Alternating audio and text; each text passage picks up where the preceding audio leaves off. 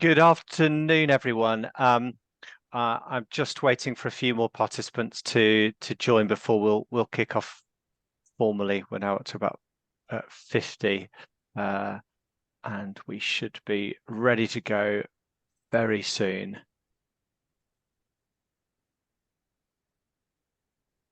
Okay, I think we'll start. So first of all, my name is Hugh Simpson. I'm the Chief Executive and Registrar at the Architects Registration Board. I've got a number of colleagues with me. I won't introduce them straight away. They'll introduce themselves when they come to different parts of the agenda, but I would just make a special a mention of Professor Elena Marco, who is on the ARB board and is joining us and will speak later. We've got about an hour. And within that time, we're going to cover a number of things. One is briefly, we're going to just overview the reform of initial education training from the Architects Registration Board's perspective, and particularly what we set out to achieve. And then we're going to walk through the consultation results and the board decisions that the board made yesterday. And then finally, we're going to hopefully have some time for questions, bearing in mind I suspect there'll be a lot of questions, and there will be lots more opportunities to ask us questions, and for us, more importantly, to get feedback and some discussions. So if I kick off firstly, just talking about where we came from and where we are now, probably want to just start briefly by saying that this process began a long time ago, and as participants and attendees will be aware, that it's been a long time since the what was up until yesterday known as the general criteria, the criteria for accreditation of or prescription of courses were last approved. So they've become very outdated. And when we set out on the journey to reform initial education training, the principal goals were to make sure that we truly modernise, particularly the outcomes, the competencies. We know that there have been developments both in practice, but also some of the broader existential challenges around climate change, the climate emergency, sustainability, and indeed fire and life safety design. So what we wanted to do was to not only address those for the competencies, but also look more broadly at the current framework for initial education and training of architects. And what you see on the current slide is really an attempt to summarize both the current framework, but also a sort of an indication of both the structure, but also the academic level. So on the left-hand side, we've got the traditional model of doing an undergraduate degree in architecture, which is, again, has been traditionally known as the Part 1, relevant professional experience, which again traditionally follows that undergraduate degree, followed by a master's degree or diploma in architecture, and then so on and so forth with the professional experience, and then finally a Part 3. And again, underneath that is just the equivalence, the academic level 6 or 9 in Scotland, and the level 7, the master's level. Again, that's the English and Wales, but in Scotland that's 11. So typically it takes 7 years to complete, and broadly one of the critical aims that the ARB wanted to do was not just look at competencies and outcomes, but what we could do within the current regulatory framework to update it. And I guess the obvious question, why, and a number of you on this call have heard us talking about this. One of the biggest challenges we've had is really around two elements. One is about the professional practical experience element, about when is the best point to do it, how can we increase access to that experience, but more broadly, that three-part process, the undergraduate degree, the master's degree, and the professional practical examination at the end, is quite inflexible, and we wanted to enable some increased flexibility and allow institutions in particular to innovate and to find different ways of bringing people into the profession. So that in a kind of nutshell has been our aim And I guess one of the things we want to kind of move on to is really what the future regulatory framework might look like. And this is a summary of what we consulted on. We looked at the two core central elements around academic and practical outcomes. So the academic outcomes, the practice outcomes, and you'll, again, many of you be familiar, but the sort of dotted box around it says that really for the Architects Registration Board, our real focus is defining those outcomes that it's necessary for those who wish to register with us to achieve, and that we will develop a new an updated proportionate and risk-based accreditation methodology, which looks at focusing on those outcomes. And I think generally one of the things that we as a regulator want to do is to make sure that we're focusing our effort on those that really are genuinely about regulation and high quality regulation. So within that, on the left-hand side, we've got this question mark about entry. So how might you enter? And as the box says, the proposal originally was that the ARB accredited degree, undergraduate degree, the level 6 degree in architecture would no longer be a requirement. And then at registration, that the test will be, has the prospective registrant met all the academic and practice outcomes. And so that's the broad regulatory framework we consulted on. And within that, there were two core documents that we were looking at. Firstly, the competency outcomes, so the knowledge, skills, experience and behaviours that architects of the future would need to be able to demonstrate, and also, and I think importantly, wanted to provide some clarity for institutions whose courses we will be accrediting, what the proposed standards and requirements for them will be. So what accreditation would require from the institution, and really that's the kind of the crux of the consultation. So looking at those two documents broadly, the regulatory framework, and getting some feedback on whether those proposals meet our objectives.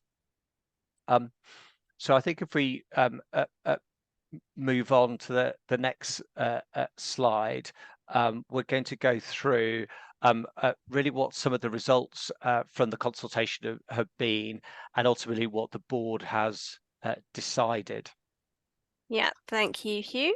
So we had 672 responses to the survey, and we reached a wide number of different stakeholders through that. So you might remember that the CPD consultation we carried out earlier this year had over 95% of respondents being registered architects. So we've got quite a different spread this time round. 43% were registered architects who aren't academics. We actually put those who are academics into the bracket alongside academics this time round because of the way that the proposals impacted on that group. And when we analysed their responses, they were of similar views, so it made sense to do it that way. We also heard from students, from architectural assistants, designers and consultants, and in addition to the figures you see on the screen, 12% of respondents were other built environment professionals, and that included some architectural technologists as well. So we were particularly happy with the area of our proposals that received the highest support, which was the new proposed competency outcomes for architects. We had really high levels across all of these, and they're the result of years of detailed research. Some of you might have taken part in the SQW research that took place in 2020. Of course, there were other surveys. We've been speaking to stakeholders. We had a technical author. We held a symposium that many of you came to around this time last year. So we really think that the work we put into those and speaking to all of you has paid off. The lowest level of agreement was still over, well, nearly 2/3 at 64% for the research and evaluation. And then professionalism and ethics had the highest agreement at 74%. As always, we received some really useful drafting suggestions. So we've been looking through all of the detailed suggestions that people made. And you'll see in the quote there that we also heard from some academics that the new language we'd introduced based on Miller's triangle of knows how, shows how, does, might be a bit difficult in an academic context to assess. So I'll hand over to you now, Simon, for the board's decision. Thanks, Rebecca. So like Rebecca says, despite there being an awful lot of support for the proposed competencies, there was also a lot of suggestions about how they could be improved, and we have to reflect on the 600 odd consultation responses and drafting suggestions we had. The net result of it is that we've decided to move away from the proposed Miller's triangle of knows how, shows how, and does, to one that's more familiar with architectural education. So we'll be describing the competence levels now as being ones of knowledge, understanding, ability, and performance. We've also reduced the number of outcomes from 49 to 44, taking into account, again, feedback to tighten the language, to remove duplication, to remove any compound outcomes, and to make sure that none of the outcomes are nebulous and they're actually accessible within both an academic and professional practice environment. And then finally, we've taken on board the feedback that we need to draw out certain themes within those competencies to stress how important they are. And there will be no surprise: environmental sustainability, health and safety, building technology, which we've added an outcome in to strengthen that, and also equality, diversity, and inclusion within ethics. So those are the changes we've proposed, and those are the ones that have been signed off. And when we publish those in the coming days and weeks, you'll be able to see the progress we've made on that. Great, thank you, Simon.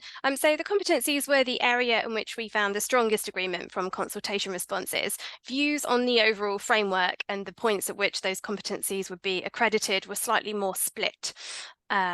Just waiting for my slide to update. So yes, 40% agreed with our proposed regulatory framework and 43% disagreed. You'll see on the chart on the screen here that the different stakeholder groups were split in their support for that. So whilst 62% of students supported the framework, 66% of academics disagreed on it. And this is a theme you'll see throughout the consultation responses. Students and academics weren't on the same page with how they felt about the proposals. So we looked at the reasons that those 43% of respondents gave for disagreeing, and we looked at whether there was any common ground between them. And there wasn't that much alignment in terms of what they wanted. So in their written comments, 12% wanted us to continue accrediting at undergraduate level, and 4% wanted us to change nothing at all. So again, the swell of support of 40% is still the highest weighted area there. We looked at all of the suggestions that people made about the concerns they had or things that they didn't support in the framework. And you'll see a couple of quotes on the screen here. If you do look at the consultation report, there's a lot more evidence and many more illustrative quotes in there. But to give a couple of examples, we heard that it might be difficult for learning providers to decide who gets to come in at master's level, and that some sort of background is going to be really important. And we also had a lot of concerns about the finances that are made available to students, so student loans, and whether people would still be able to access those under the new framework. Another concern that people raised, and this was in 14% of respondents' comments, was that they were worried there was a risk that the new framework could lower professional standards. And that was usually raised in relation to our proposals for professional practical experience. So I'll come back to that in just a moment.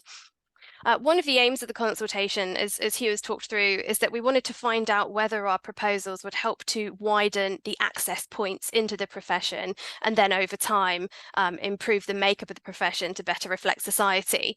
It's quite difficult to gaze into the future and see how the proposals would work, but we did ask a consultation question on it, and 43% agreed that they felt it would widen access and 36% disagreed. And then we looked at 3 groups that are currently underrepresented in the profession. So women were slightly more likely to agree, as were respondents from a minority ethnic group and those who said they had a health condition. So I've already mentioned that one of the areas that people were most concerned about with the framework was professional practical experience. We also asked a specific question on this, and you'll recall that our proposal was to remove the minimum duration of 2 years for the professional practical experience that future architects would need, and 60% disagreed with this. So we've heard through the consultation that whilst our aim was to improve flexibility to help people get that experience, the proposal that we came up with wouldn't necessarily deliver on that.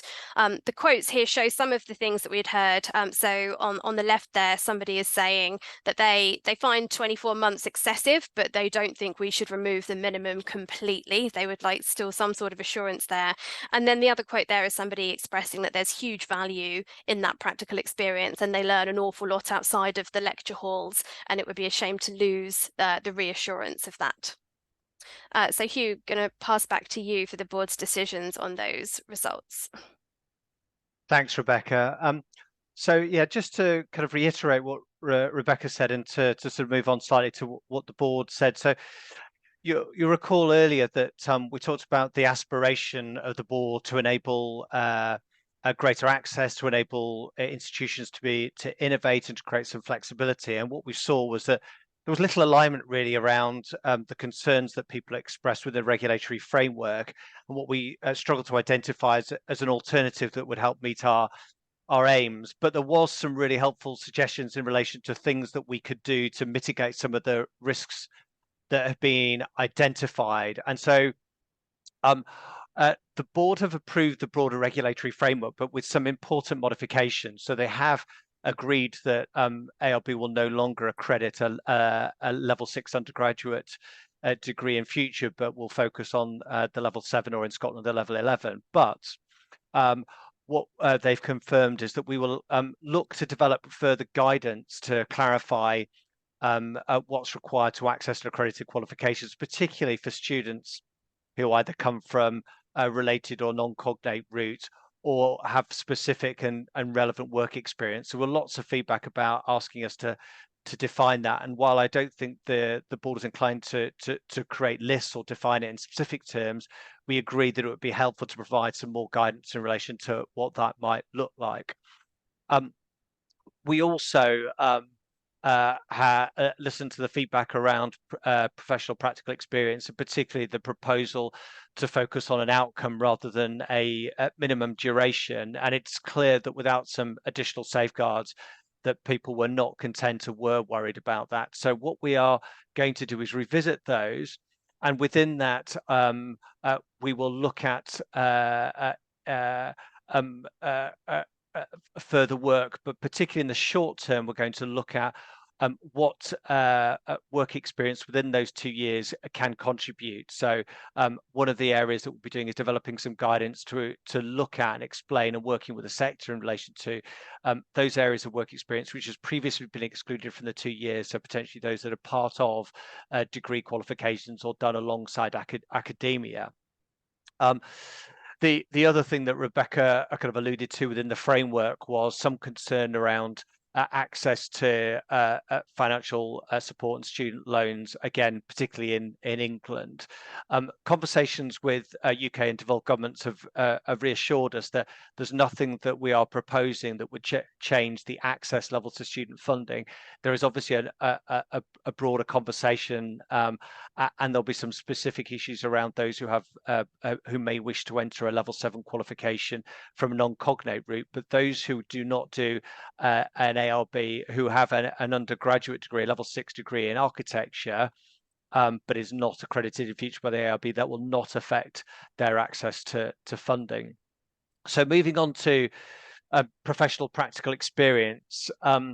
As I said, we learned through the consultation that there were significant concerns about the minimum duration, but also not just the minimum duration, but actually there were much wider and more fundamental challenges around professional practical experience.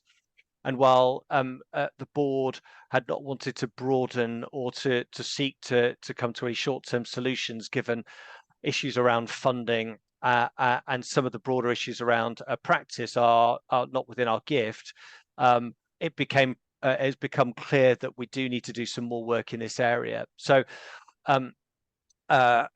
you may have seen that the board has agreed to establish an independent review or commission to look at how we can improve fair and consistent access to quality practical experience.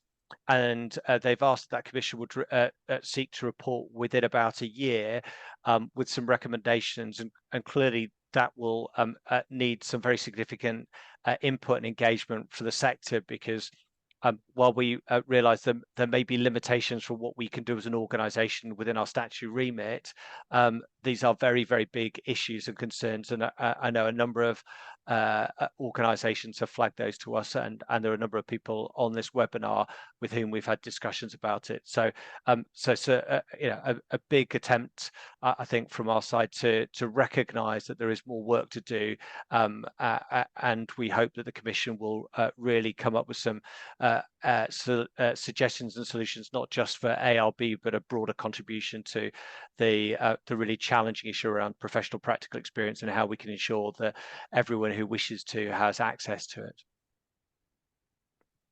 Great, thank you, Hugh. And the last area on which we consulted was new accreditation standards for learning providers.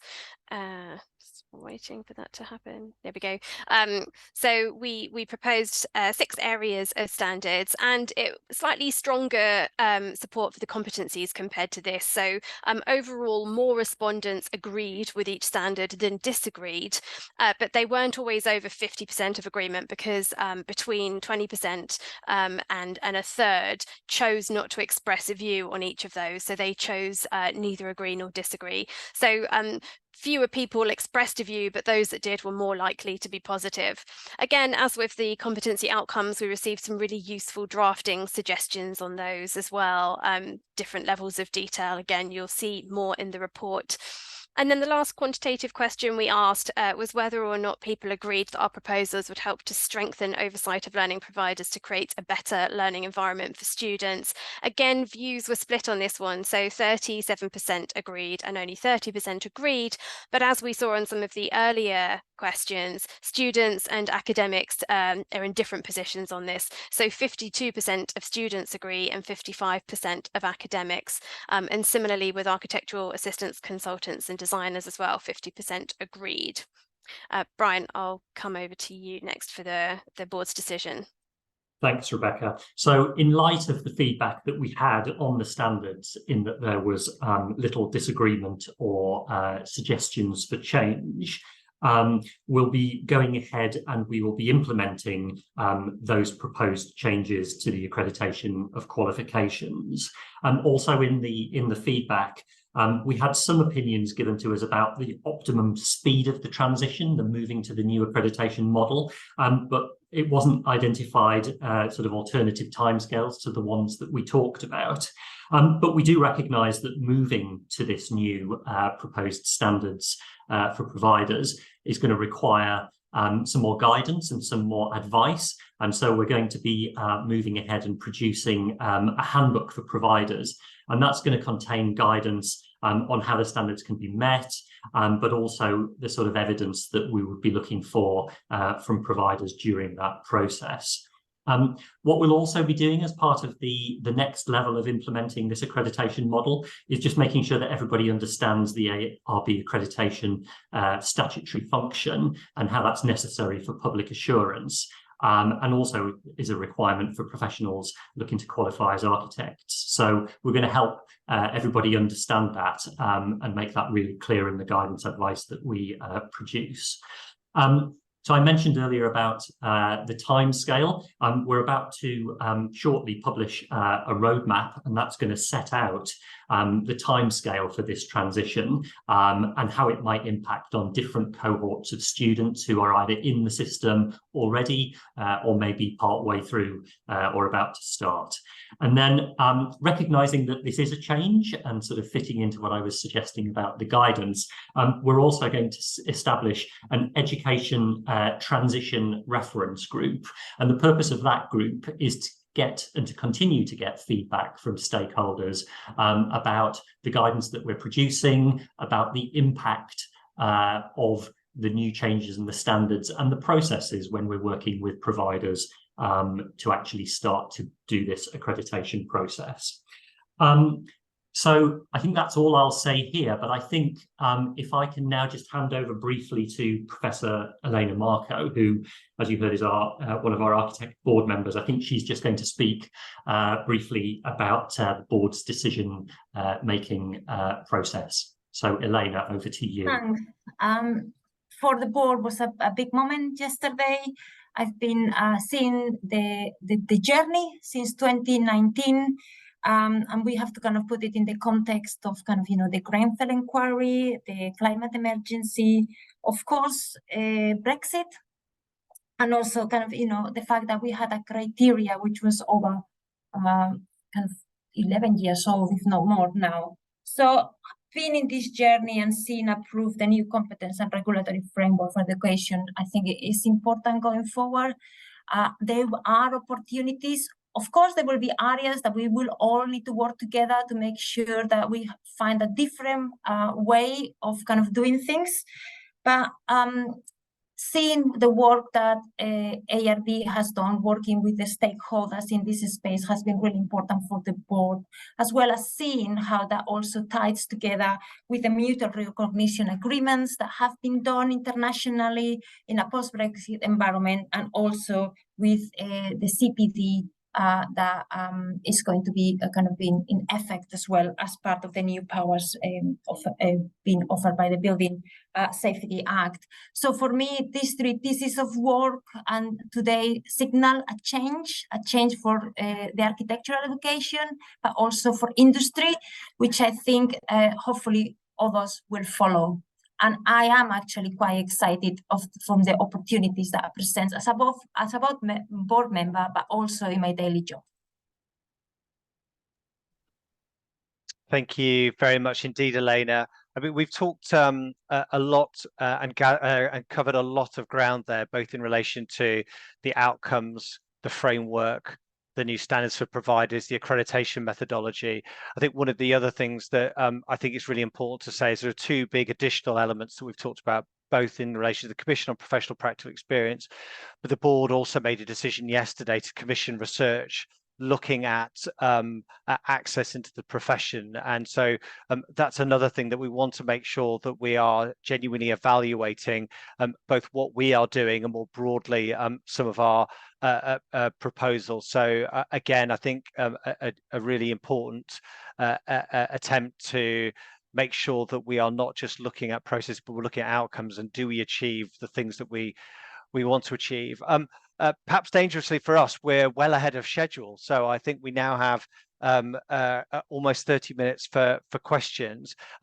If I just ask you if you want to use the raise hand functionality at the bottom of the screen, if you do that, then my colleague Finn, who's in the background, will be able to take you off the attendees list and promote you, and you can ask your question and I will direct it to whoever is best placed. It looks like we have a question from Des.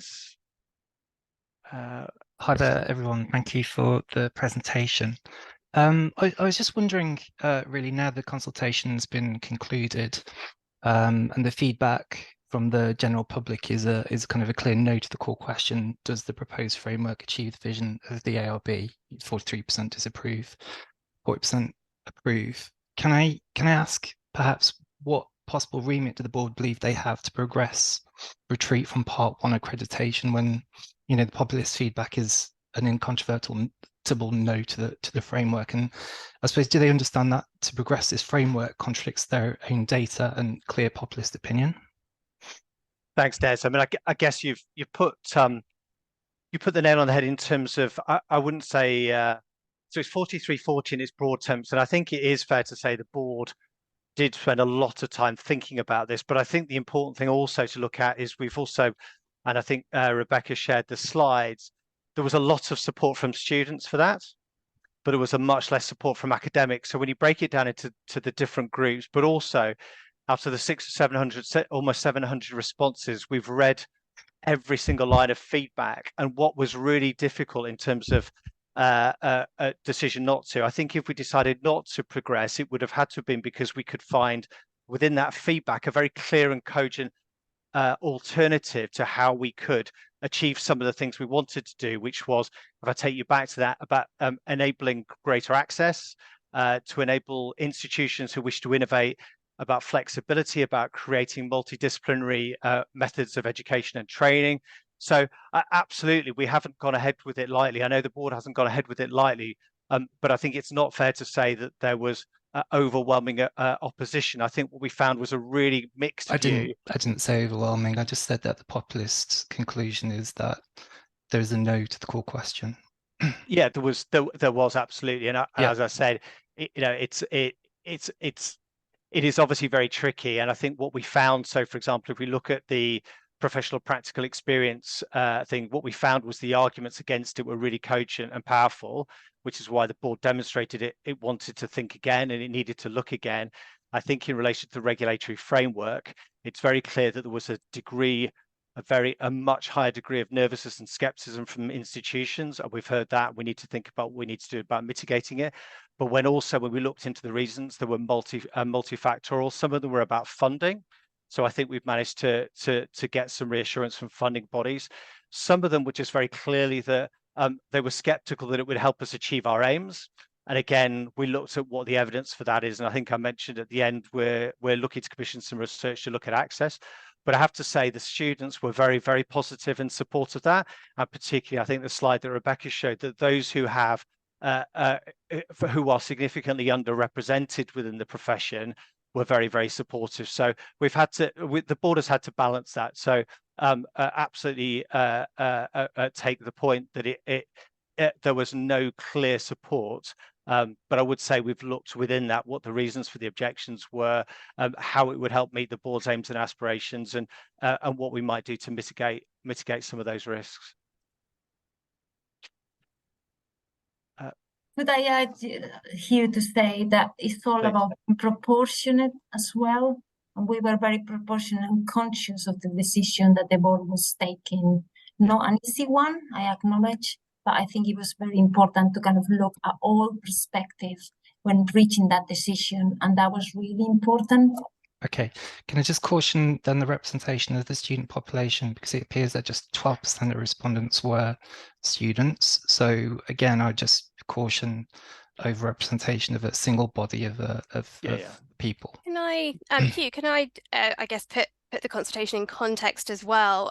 So as Director of Policy and Communications, I was with the team that set up the consultation and then ran all the analysis of it. It's very different from a vote or a piece of market research where, as you rightly point out, Des, you would want to have representative samples of all of the different groups there.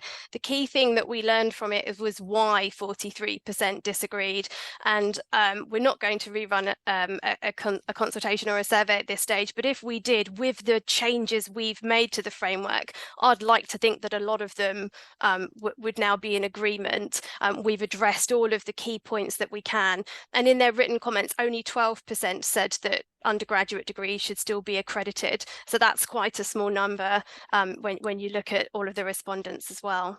I'm just going to say one final thing, and then we'll take the next question. I mean, the other thing, Des, is I think there's been a lot of misunderstanding that somehow the undergraduate degree will go. I think it's really important to emphasize that this is about the point at which ARB accredits and about what our quality assurance is. And I think one of the things that we've certainly learned through the process is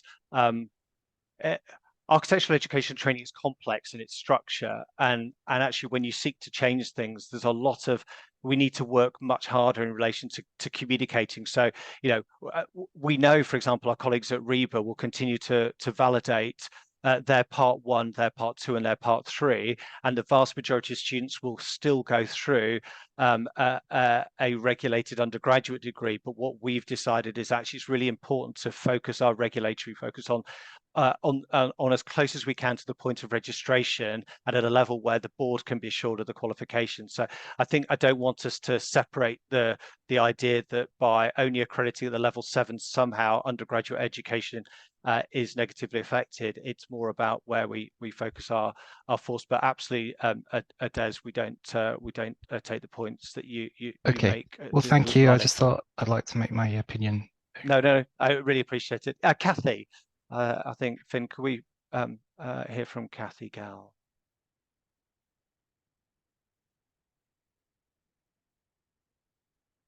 Hi, Kathy. Do ask your question. Sorry, I feel as though I sound like a radio show host, and I don't mean to. But Kathy, if you unmute and then turn your camera on, then we can see you and hear from you. You also look like one, Hugh, with the headgear. Well, can you hear me now? Yes, we can, Kathy. Thank you. Okay, I'm not sure I can do the camera part, but maybe that's a relief for everybody. But thank you very much for the presentation. I'd like to ask 2 questions. The first is, you mentioned a roadmap about the timing, but you didn't give any kind of indication of it. So I think we would all welcome some idea about the implementation of this, even if it's a staged one. And the second point is the word you didn't mention at all were apprenticeships.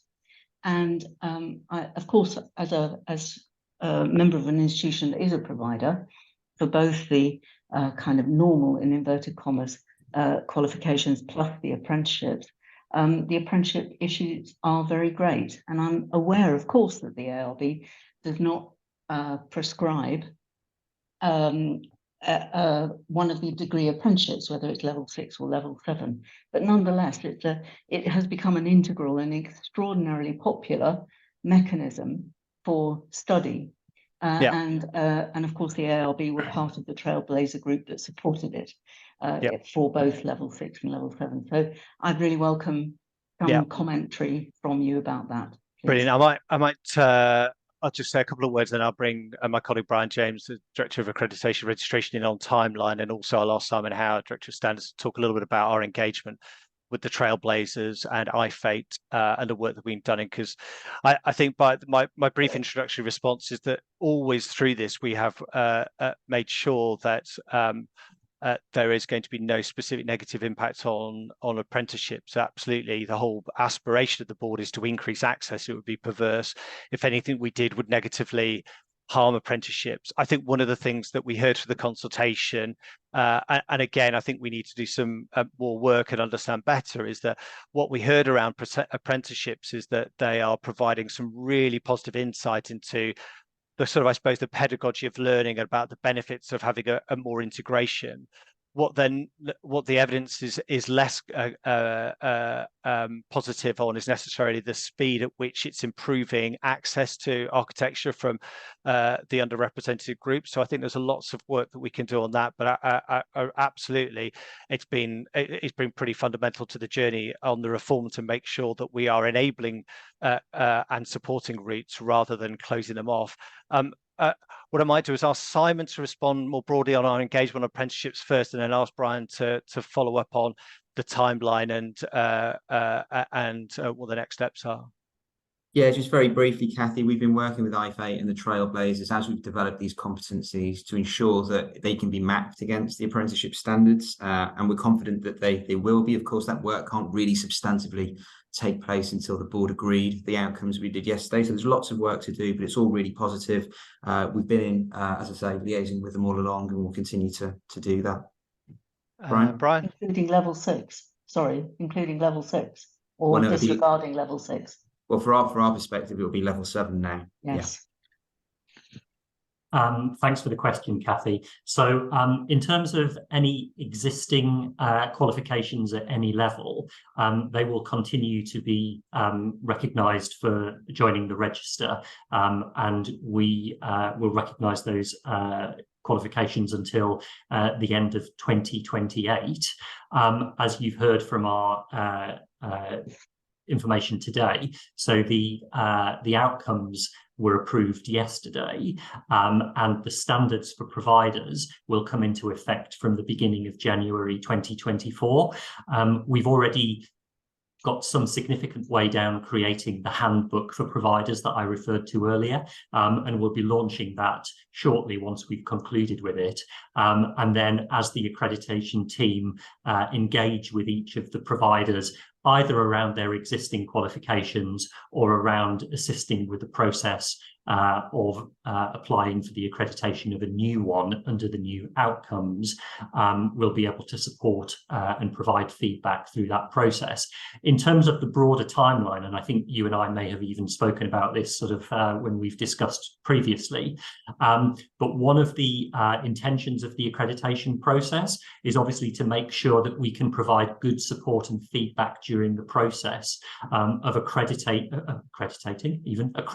a new qualification, and we're anticipating that the process would take somewhere in the region of sort of 18 months to 2 years for a brand new qualification, and that's in order for institutions to be able to go through and plan and get the sign-off from their own organisations from a governance and funding perspective, but then also to allow to engage earliest with ARB to make sure that we have assurance and we can provide assistance in terms of accrediting that new qualification. So I hope that gives you a bit of a flavour based on the decisions that were made yesterday. Yes, it does. Thank you. I can see mapping exercises becoming even more complicated than they already are. But there we are. Thank you very much indeed. Aidan, I think, has got the hand up, and anyone else on the call, if they wish to ask a question, please do use the raise hand function, and we can get you on the screen. Can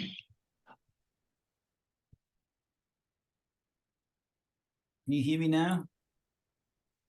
Hello, can you hear me? Yeah, so thank you. Sorry, it's quite disorienting because we don't seem to have permissions to view who else is in the meeting. It's quite an odd meeting when all I can see are the ARB members in a meeting. I don't know who else is in this meeting, which is a bit odd, I have to say. But that's not my question.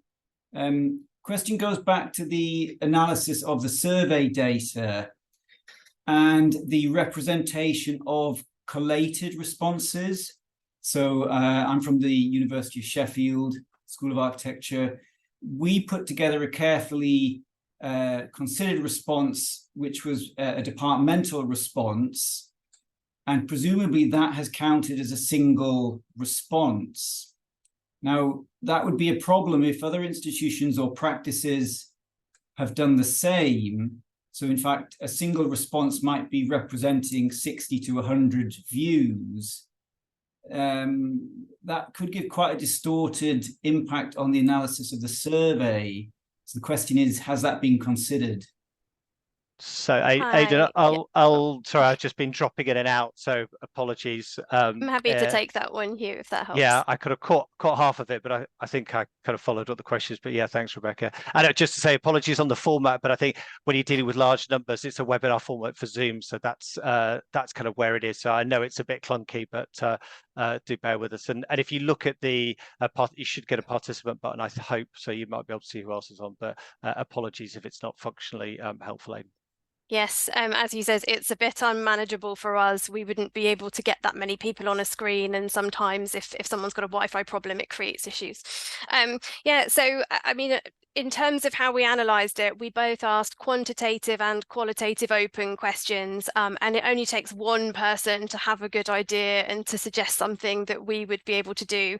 So really, we use both of those things. The statistics are in there based on the closed questions, and that would be one per consultation response, even if those liaised with a lot of people. And you're not alone, Aidan. A lot of the people we heard from represented very wide networks. So the same is true for some of the student groups and some of those who represent architectural consultants and those who are completing their part 3s as well. A lot of networks reply, but we take that as one when we look at the statistical analysis. The other thing that we of course do is read every single written response and look for key themes and trends and look at the points people have raised, how compelling they are, whether or not they're things that we can change to address those points that are raised. So yes, we try to do both. But I think the other thing is just to emphasise, and you'll know this, is that any consultation of this type is self-selecting. So it's not attempting to be a statistically representative sample. And I think even that wouldn't have that much benefit because we'd be asking a lot of people questions to which they don't know the answer. And I think it was quite interesting in relation to some of the different cohorts. We had lots more responses to the question around outcomes than we did for the standards for providers. And I don't know, but the hypothesis would be that those who felt able to answer did. But again, absolutely reassure you that we went through every single consultation response, read every single question. And as I say, the thematic analysis has provided some really positive insight. And again, some of the areas where we've shifted around professional practical experience is as much to do with the content as it is to numbers, although the numbers are an important indication, particularly when you look at those subcategories. So some really interesting questions about why different cohorts support or disagree with different elements of the response. Hopefully that's sort of answer, but do come back, Aidan, if you wanted to. Okay, Finn, I think next question is from Sally Stewart.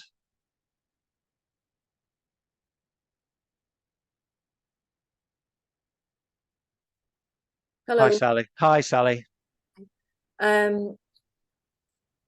Sorry, I would just say it's quite difficult to respond to the information that we've got, just as we've got it now. But my question is about how this leaves accreditation for students qualifying in the UK against Europe and against the European directive. Yeah. And how does it align with qualifications and competencies for UK students working internationally? Because I'm very conscious, while you are the accrediting board in the UK, that many of our students will not be operating in the UK. Many of our students who qualify are not intending to work in the UK following this. But and also many of our partners are working in a very different relationship between Bologna and the way that we were before. So I think the first thing to say is the UK post-Brexit has continued to recognise qualifications of the European Union, and that hasn't been reciprocated. So I think there's only a couple of countries that have. So I think we've been really positive in saying that we want to recognise the importance that the UK has in relation to being both an exporter of architectural architects, but also imports. I think the second bit I'd say is that we've done a whole host of work around mutual recognition agreements. And I think one of the things that we've learned through that and through the consultation is the scope and the domains within architectural education have a lot of commonality globally. And in fact, I think we feel pretty confident, and Simon's team have done the mapping onto the 11 points of the directive anyway. So I think we're absolutely clear that in terms of outcomes, I think our aspiration is not simply to map to the directive, but actually to think, how can we make sure that the quality and the standards of education and training in the UK is such that any other country would have confidence? So I think that's the first thing to say. The second thing to say is we know that multiple countries are currently going through different reviews. So at the moment, if you are to join a new style qualification in 2 years' time, you're going to be coming out the pipeline in 6, 7, 8 years' time. And we know that there are developments in the European Union and other places in relation to change.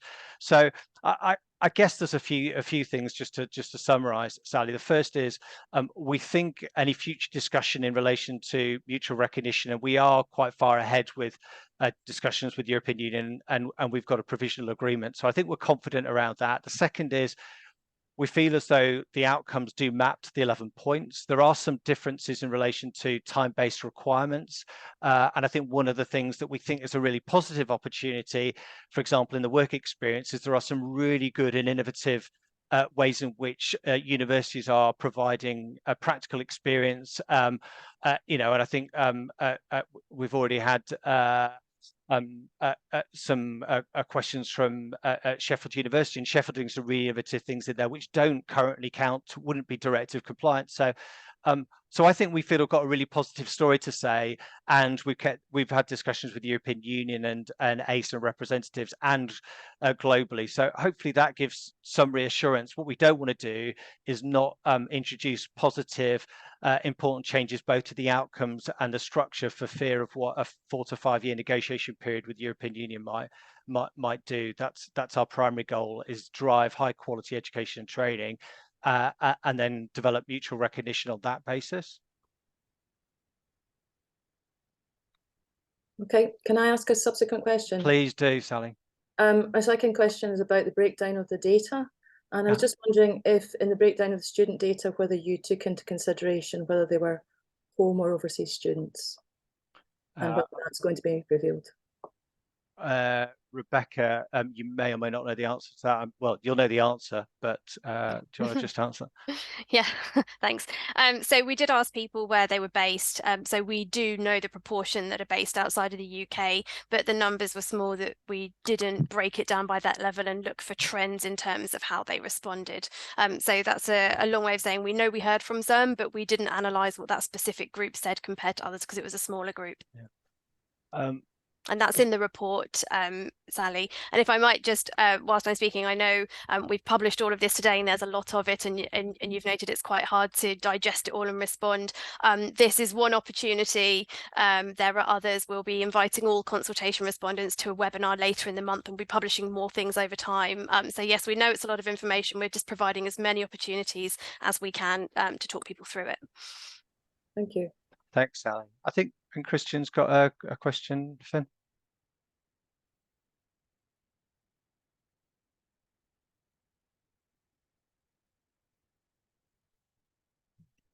Hi. Oh, hi, Christian.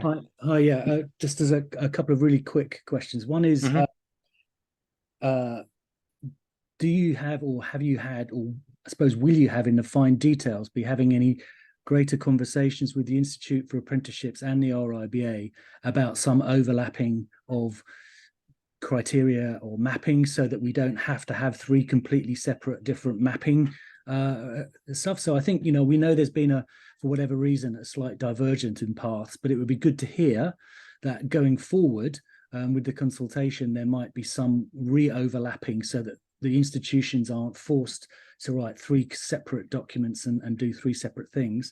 So that's just a simple yes or no or quickly. But the other question comes in relation to the practice outcomes, and I'm pleased to hear that you're going away to review that. One of the things I think that I questioned in the overall direction of travel, which seemed to imply that it was the schools of architecture's job to solve all of the problems of the world in terms of architectural practice, when in fact the architect has very little power in certain scenarios, and there is a possibility that increased regulation in certain circumstances will just decrease the number of architects that are appointed in the first place, because someone will always do a job. I think so. The issue for me is whether in this practice outcomes you will also be looking at CPD, i.e. not only the point of registration, but the continuing registration of architects to make sure they keep up their knowledge as knowledge changes, and that might then reduce some of the desire or need to put so much pressure on students during the practice outcomes period to demonstrate quite so much, which currently puts, as you know, as at a very different stage to, for example, our European counterparts. So it's really a question of, are you also looking at CPD as a part of that practice outcomes thing to link the working outcomes in a broader perspective, not just how it works for the part 2 and part 3? Thanks, Christian.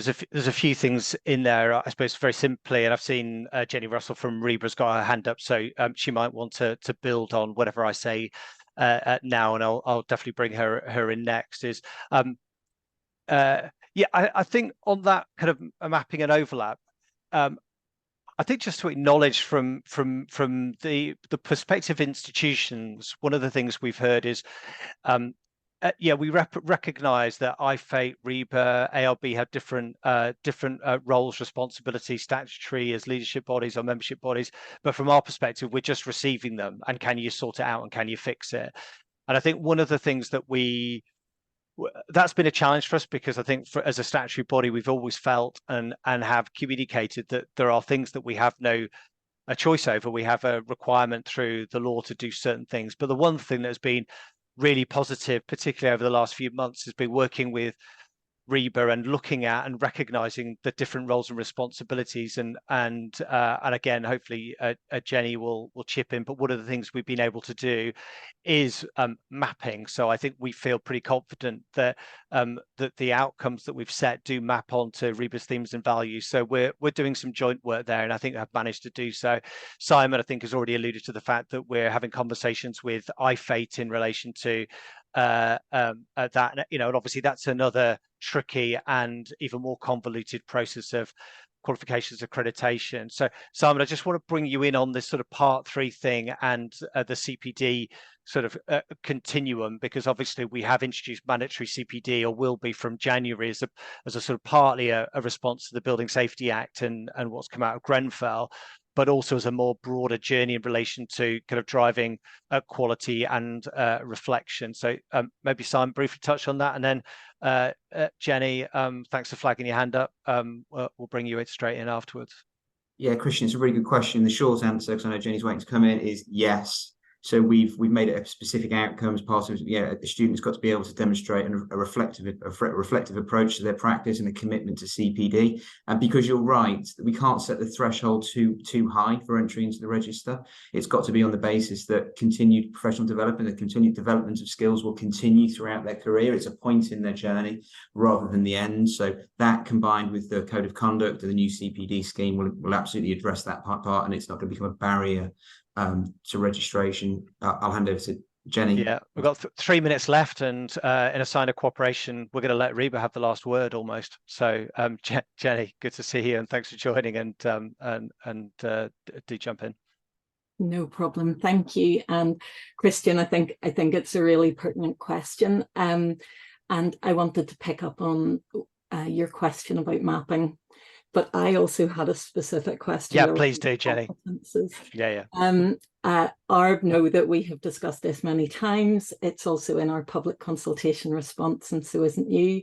But my question is that, given you've already mentioned that the competences better reflect the issues arising regarding the climate emergency, Grenfell, and very topically continuing issues with structure and school buildings, we firmly believe that the technical side of architectural education needs to be strengthened.